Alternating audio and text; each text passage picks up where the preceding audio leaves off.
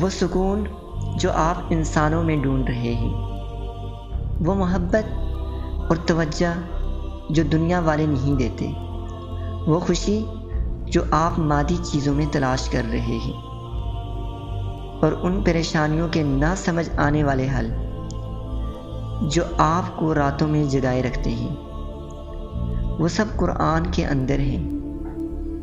قرآن کی طرف آئے، یہ سب اس کے علاوہ کہیں نہیں ملے گا۔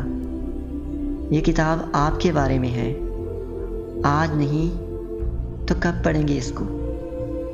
اگر آپ چاہتے ہیں کہ آپ کی اولاد آپ کے دل اور آنکھوں کی ٹھنڈک بنے اور آپ کی دنیا و آخرت کی بھلائی کا وسیلہ، تو خود بھی رزق حلال کھائیں اور اولاد کو بھی کھلائیں۔